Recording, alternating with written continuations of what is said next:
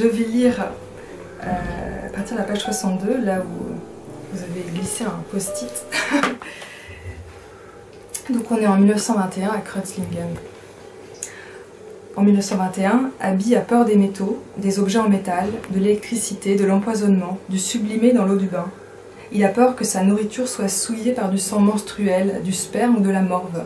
Il a peur des pogroms, de l'hypertrophie de la prostate, de faire l'objet d'une erreur judiciaire, de l'hypertension, du diabète, d'un poêle qui fume, d'une chèvre qui avorte, d'une citerne endommagée, de la lettre de crédit, que ses lettres soient volées, ou ses bagages, que sa famille soit torturée et assassinée. Et par-dessus tout, Abby a peur d'être emprisonné, exécuté, que les juifs soient éliminés, que son œuvre soit mise au pilon et du sang humain ajouté à son médicament. Il traite à belle vue ses affaires avec le plus grand soin, s'inquiète que ses costumes et ses bottes soient volés ou salis, craint qu'on change ses lacets, que le docteur Emden exécute sa famille, que le docteur Otto Binswanger II, le frère de Ludwig, l'empoisonne et que la femme de ce dernier soit une espionne. Un jour, il prétend que le thé servi à l'auberge est du sang. Le lendemain, il s'enquiert de la disparition du nid de merle de Parkhaus, puis c'est le gardien qui a tué ses papillons. Le coiffeur lui a coupé la tête et les boules du jeu de quilles sont celles des membres de sa famille et, toujours, on empoisonne son thé. Quand il sort de Parkhaus, il entend des chansons antisémites que l'on entonne dans son dos pour se moquer de lui. Sur le court de tennis, il y a des criminels, les cerises sont des hommes, son passeport est falsifié, le tapis crie lorsqu'on lui marche dessus. Il a peur que l'eau du lac ne soit pas vraiment humide et que les petits garçons en ressortent tout secs. Ou bien, Ludwig Binswanger expédie par le train de la chair humaine dans des caisses. Il a entendu des coups de feu, des fusées, où M. Goldschmidt cache sa femme et ses enfants, et son petit papillon n'a pas à manger. Il est arrivé malheur au petit moustique qui a piqué l'infirmière. Mais ce n'est pas tout. Dans le trou du parc, on enterre vivant des hommes. Abby a peur d'une lettre recommandée au cachet noir, des cuves de raisin dans la cour, que sa voix soit imitée, son frère tué ou enfermé dans le bâtiment des cellules. Il croit qu'on l'a placé sous hypnose, que ses filles ont été livrées à des habitants du Sénégal, que sa femme et ses enfants sont dans sa valise, ses frères enfermés dans la chambre d'un autre patient, que l'infirmière a tué sa femme dans la salle de bain et N, un patient, a tué ses enfants. Après l'assassinat de Walter Rathenau, alors président de la Compagnie générale d'électricité et ministre des Affaires étrangères, Abby a peur que son frère soit enlevé et assassiné. Il se trouve que Walter Rathenau et Max étaient amis, et ce dernier sera bientôt la cible du même groupe d'extrême droite. Le délire d'Abby se mêle aux faits, il les éclaire d'un coup de projecteur. Abby a peur, peur que les lettres soient fausses, peur du télégramme envoyé pour le rassurer sur l'état de son frère, peur que le chou frisé soit sa cervelle, que les pommes de terre soient celles de ses enfants, et la viande, la chair des membres de sa famille.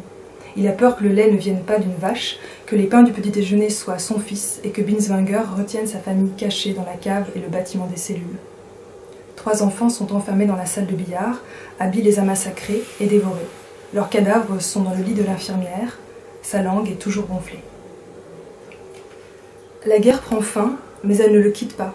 Quelque chose déborde qu'il ne peut contenir et bientôt, sa bouche se moule sur ce cri. De même que sa pulsion classificatoire n'a pas de fin, il n'y a pas de fin au cri moulé sur sa bouche, car elle est la seule réponse qu'il puisse opposer à ce cri. De même, son corps courbé sous le poids des documents est la seule position qu'il puisse encore tenir. Abby se tient au bord de quelque chose, mais il ne sait pas exactement au bord de quoi il se situe. Il est trop tard pour le savoir, déjà, il passe sur l'autre rive.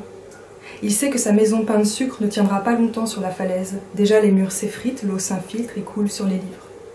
Quelque chose se propage le long des nerfs et les rebrousse comme les poils hérissés d'un chat. Regard à droite, regard à gauche. La pensée saute toute griffe dehors, tandis qu'Abby tente, une fois encore, de connecter ses antennes de sismographe au court-circuit. Il tente, une fois encore, de repousser ce qui, en lui, croit et dévore tout ce qui, de lui, reste encore à dévorer. Il rebrousse chemin pour retrouver un extérieur plus habitable.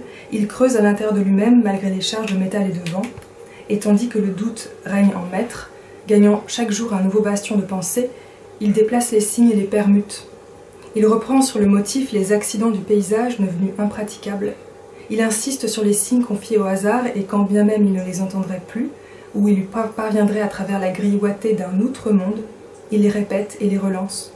Il insiste jusqu'à sentir, tiré de lui comme un filet de bave, la ligne tendue d'une terreur qui grandit. Et dans cette terreur, Abby pleure. Abby pleure l'espace de contact impossible entre la matière et les signes. Abby pleure les symboles qui filent entre les doigts comme du sable. Abby pleure les portes qui restent toujours closes et la clôture dont jamais ne sortira le parc. Un matin, il renverse sa tasse de café et ses yeux se brouillent dans le bol. Il regarde le plafond en se massant la nuque, la première cervicale a un nom de géant. Il se concentre sur le passage du sang, les murs sont des hiatus qui ne se dressent pour personne. Abby pleure la matière arrachée à ses cris. Il pleure l'odeur du rat musqué et le petit bout de fromage. Il pleure le premier indice et le tout dernier. Il pleure la boucle de cheveux de la gouvernante anglaise. Il pleure la forme de l'ongle et le lobe de l'oreille. Parfois même il pleure les lois de Kepler. Il pleure le mouvement pendulaire du temps. Il pleure la manière dont l'étoffe et le bruit se mélangent. Il pleure la victoire oublieuse et la défaite certaine. Il pleure le couloir qui ne mène jamais à la chambre. Il pleure car la pluie tombe sans arrêt. Il pleure la trajectoire de la comète. Il pleure la plaie ouverte sous la cicatrice.